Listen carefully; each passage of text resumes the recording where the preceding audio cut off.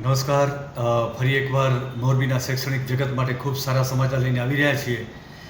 ધોરણ 12 વિજ્ઞાન પ્રવાહમાં મોરબીનો દબદબો હતો અને મોરબીએ સમગ્ર રાજ્યમાં પ્રથમ ક્રમાંક પ્રાપ્ત કર્યું અને એની ખુશી હતી. તો સાથે સાથે આજે ધોરણ 10નું પરિણામ પર રિઝલ્ટ એનો ડિક્લેર થયું છે અને એમાં પણ મોરબી ત્રીજા નંબરે રહી અને ફરી એકવાર એક એજ્યુકેશન હબ તરીકે મોરબી ઉભરી રહ્યું છે.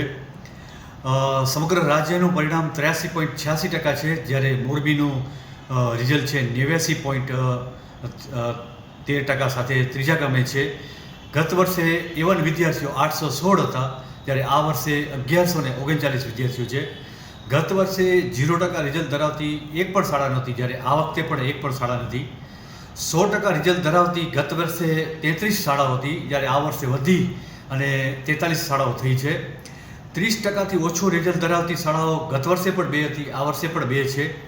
કુલ 12,300 વિદ્યાર્થીઓ નોંધાયા હતા, તેમાંથી 12,166 બેઠા હતા. 10,943 વિદ્યાર્થીઓ પાસ થયા. આમ 89.13% રિઝલ્ટ સાથે ફરી એકવાર મોરબી ટોપ 3માં રાજ્યમાં આવે છે.